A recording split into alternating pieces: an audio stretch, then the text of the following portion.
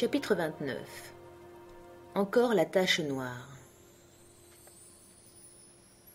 Le conseil des flibustiers durait depuis un moment lorsque l'un d'eux rentra dans la maison et avec une répétition du même salut qui avait à mes yeux un sens ironique, demanda à emprunter la torche pour 1 minute. Silver acquiesça d'un mot et l'envoyé se retira, nous laissant tous deux dans l'obscurité. « Voilà le coup de temps qui approche, Jim, » me dit Silver, qui avait pris alors un ton tout à fait amical et familier. J'allais regarder à la meurtrière la plus voisine. Les braises du grand feu s'étaient presque consumées, et leur lueur faible et obscure me fit comprendre pourquoi les conspirateurs désiraient une torche. Au bas du monticule, à peu près à mi-chemin de la palissade, ils formaient un groupe. L'un tenait la lumière, un autre était agenouillé au milieu d'eux, et je vis à son poing la lame d'un couteau ouvert refléter les lueurs diverses de la lune et de la torche. Les autres se penchaient pour suivre ces opérations. Tout ce que je pus distinguer, ce fut qu'ils tenaient en main, outre le couteau, un livre, et j'en étais encore à m'étonner de voir en leur possession cet objet inattendu, lorsque l'homme agenouillé se releva, et toute la bande se remit en marche vers la maison. « Ils viennent, dis-je. » Et je m'en retournai à ma place primitive, car il me semblait au-dessous de ma dignité d'être surprise à les épier. « Eh, qu'ils viennent, mon garçon, qu'ils viennent !» dit Silver jovialement. « J'ai encore plus d'un tour dans mon sac. » La porte s'ouvrit, et les 5 hommes, s'arrêtant tout à l'entrée en un tas, poussèrent en avant un des leurs.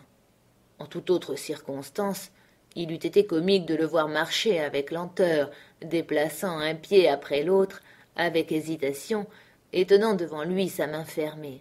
« Avance, mon gars, » lui dit Silver, « je ne te mangerai pas. Donne-moi ça, marin d'eau douce. Je connais les règles, voyons.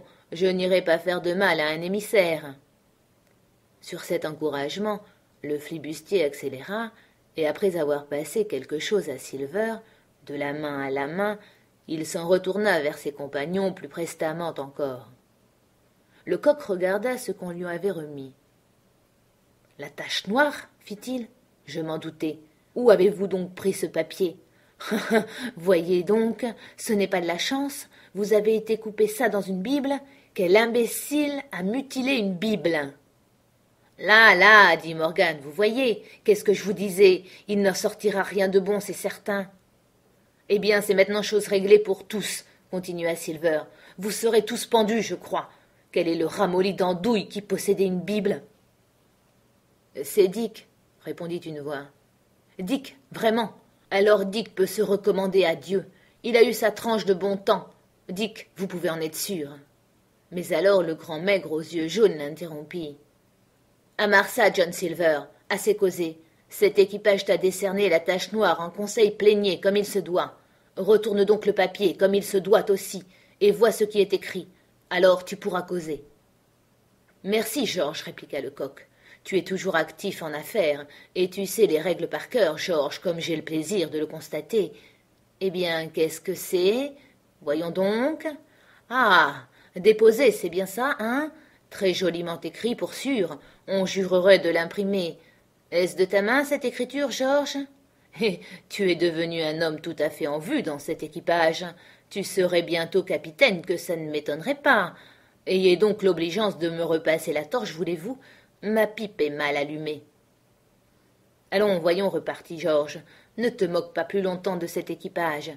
Tu aimes blaguer, on le sait, mais tu n'es plus rien maintenant, et tu pourrais peut-être descendre de ce tonneau pour prendre part au vote. Je croyais t'avoir entendu dire que tu connaissais les règles, répliqua Silver avec ironie. En tout cas, si tu ne les connais pas, moi je les connais, et j'attendrai ici, et je suis toujours votre capitaine. À tous, songez-y, jusqu'au moment où vous me sortirez vos griefs et où j'y répondrai. En attendant, votre tache noire ne vaut pas un biscuit. Après ça, nous verrons. Oh, répliqua George, n'aie crainte, nous sommes tous d'accord. Premièrement, tu as fait un beau gâchis de cette croisière. Tu n'auras pas le front de le nier. Deuxièmement, tu as laissé l'ennemi s'échapper de ce piège pour rien. Pourquoi tenait-il à s'en sortir? Je ne sais pas, mais il est bien évident qu'ils y tenaient. Troisièmement, tu n'as pas voulu nous lâcher sur eux pendant leur retraite. Oh, nous te perçons un jour, John Silver. Tu veux tricher au jeu, voilà ce qui cloche avec toi. Et puis, quatrièmement, il y a ce garçon-là. Est-ce tout? Répondit tranquillement Silver. Et c'est bien suffisant, riposta George. Nous serons pendus et séchés au soleil pour ta maladresse. Eh bien maintenant, écoutez-moi tous. Je vais répondre sur ces 4 points. L'un après l'autre, je vais y répondre. J'ai fait un gâchis de cette croisière, hein? Allons, voyons, vous savez tous ce que je voulais, et vous savez tous que si on avait fait cela, nous serions cette nuit comme les précédentes à bord de l'Hispaniola, tous bien vivants et en bon état, et le ventre plein de bonnes tartes aux prunes, et le trésor animé dans la cale du bâtiment crétonnaire. Or donc, qui m'a contredit? Qui m'a forcé la main à moi, capitaine légitime? Qui a ouvert le bal en me destinant la tache noire dès le jour où nous avons pris terre? Ah, c'est un joli bal. Je suis avec vous, et il ressemble fort à un rigodon au bout d'une corde sur le quai des Potences, près de la ville de Londres, vraiment. Oui, qui a fait cela? Mais Anderson et Hans, et toi? Mais Anderson et Hans, et toi, George Merry? Et toi, le dernier en loyauté de cette bande de brouillons, tu as la diabolique outrecuidance de te présenter comme capitaine à ma place, toi qui nous as tous coulés. Mais de par tous les diables, ça dépasse les histoires les plus renversantes. Silver fit une pause, et je vis sur les traits de George et de ses ex-camarades qu'ils n'avaient pas parlé en vain. « Voilà pour le numéro 1 !» cria l'accusé en essuyant la sueur de son front, car il s'était exprimé avec une véhémence qui faisait trembler la maison. « Vrai, je vous donne ma parole que ça me dégoûte de causer avec vous. Vous n'avez ni bon sens ni mémoire, et je laisse à penser où vos mères avaient la tête de vous envoyer sur mer. Sur mer, vous des gentilshommes de fortune, allons donc. Tailleur, oui, voilà ce que vous auriez dû être. Allons, John, dit Morgan, réponds sur les autres points. Ah oui, les autres. C'est du joli, n'est-ce pas? Vous dites que cette croisière est gâchée. Ah, crédier, si vous pouviez comprendre à quel point elle l'est. Nous sommes si près du gibet que mon cou se roidit déjà rien que d'y penser. Vous les avez vus, hein, les pendus, enchaînés avec des oiseaux voltigeant tout autour, et les marins qui les montrent du doigt en descendant la rivière avec la marée. Qui est celui-là? Dit l'un. Celui-là? Tiens, mais c'est Long John Silver. Je l'ai bien connu, dit un autre. Et l'on entend le cliquetis des chaînes quand on passe et quand on arrive à la bouée suivante. Or donc, voilà à peu près où nous en sommes, nous tous fils de nos mères, grâce à lui, et à Hans et à Anderson, et autres calamiteux imbéciles d'entre vous. Et si vous voulez savoir ce qui concerne le numéro 4, et ce garçon, mais mort de mes os, n'est-il pas un otage? Allons-nous donc perdre un otage? Non, jamais. Il sera notre dernier espoir, que ça ne m'étonnerait pas. Tuer ce garçon? Jamais, camarade. Et le numéro 3? Eh bien, il y a beaucoup à dire sur le numéro 3. Peut-être ne comptez-vous pour rien d'avoir un vrai docteur d'université qui vous visite chaque jour. Toi, John, avec ton crâne fêlé, ou bien toi, George Merry, qui tremblait la fièvre il n'y a pas 6 heures, et qui, à la présente minute, a encore les yeux couleur peau de citron. Et peut-être ne savez-vous pas non plus qu'il doit venir une conserve, hein? Mais cela est, vous n'aurez pas longtemps à l'attendre, et nous verrons alors qui sera bien aise d'avoir un otage lorsqu'on en sera là.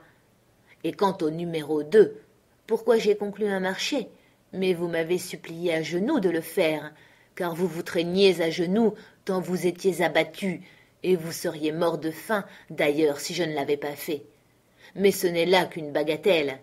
Tenez, regardez, voilà ma vraie raison. Et il jeta sur le sol un papier que je reconnus aussitôt. Rien moins que la carte sur papier jauni, avec les 3 croix rouges, que j'avais trouvée dans la toile cirée au fond de la malle du capitaine. Pourquoi le docteur la lui avait donnée, je n'arrivais pas à l'imaginer. Mais, tout inexplicable qu'elle fût pour moi, l'apparition de la carte était encore plus incroyable que les mutins survivants. Ils sautèrent dessus comme des chats sur une souris. Elle passa de main en main, on se l'arrachait, et à entendre les jurons, les cris, les rires puérils dont s'accompagnait leur examen, On aurait cru non seulement qu'ils palpaient déjà l'or, mais qu'ils étaient en mer avec et de plus en sûreté. Oui, dit l'un, c'est sûrement celle de Flint, avec une barre dessus et les deux demi-clés. Il signait toujours ainsi. Très joli, dit George, mais comment allons-nous faire pour emporter le trésor sans navire? D'un bond, Silver se leva et, s'appuyant au mur d'une main, s'écria. Cette fois, je te préviens, George, encore un mot de ce genre, et je te provoque au combat. Comment l'emporter? Est-ce que je sais, moi? Ce serait plutôt à toi de me le dire, à toi et aux autres qui avez perdu ma goélette, par vos manigances. Le diable vous grille, mais tu en es bien incapable. Tu n'as pas plus d'idées qu'un pou. Mais tu peux être poli, et tu le seras, George Merry, sois-en sûr. C'est déjà bien la carte, dit le vieux Morgan. Si c'est bien, je te crois, reprit le coq. Vous perdez le navire, je trouve le trésor. Qu'est-ce qui vaut le mieux? Et maintenant je démissionne, crétonnaire. Vous pouvez élire qui vous voudrez comme capitaine. Moi, j'en ai plein le dos. Silver, crièrent-ils. Cochon rôti, pour toujours. Vive cochon rôti. Cochon rôti, capitaine. Voilà donc une nouvelle chanson, hein, triompha le coq. George n'est avis qu'il te faut attendre une autre occasion, mon ami. Et estime-toi heureux que je ne sois pas vindicatif. Mais ce n'est pas dans mes cordes. Et alors, camarade, cette tache noire, elle ne sert plus à grand-chose, hein? Dit qu'à contrarier sa chance et abîmer sa Bible, voilà tout. Ça comptera encore tout de même de baiser le livre, pas vrai? Murmura Dick, évidemment inquiété par la malédiction qu'il s'était attirée. Une Bible où il manque un morceau, s'exclama Silver railleur. Que non pas, cela n'engage pas plus qu'un volume de chansons. Vraiment, fit Dick presque joyeux, eh bien il me semble que ça vaut la peine de la garder. Tiens, Jim, voici une curiosité pour toi, me dit Silver. Et il me tendit le bout de papier. C'était une rondelle à peu près grande comme un écu. Un de ses côtés était vierge d'imprimé, car elle provenait du dernier feuillet. L'autre portait un ou deux versets de l'Apocalypse, ces mots, entre autres, qui frappèrent vivement mon esprit. Dans les ténèbres extérieures sont les infâmes et les meurtriers. On avait noirci le côté imprimé avec du charbon de bois qui commençait déjà à s'effacer sous mes doigts. Du côté blanc, on avait écrit avec la même substance l'unique mot « déposé ». À l'heure même où j'écris ceci, j'ai cette curiosité sous les yeux. Il n'y reste plus d'autre trace d'écriture qu'une simple éraflure, comme on en ferait d'un coup d'ongle. Ainsi s'acheva cette nuit mouvementée. Peu à peu, on but à la ronde et on se coucha pour dormir. Silver borna sa vengeance apparente à mettre George Merry en sentinelle et à le menacer de mort s'il n'observait pas fidèlement sa consigne. Je fus longtemps sans pouvoir fermer l'œil, et Dieu sait si j'avais matière à réflexion.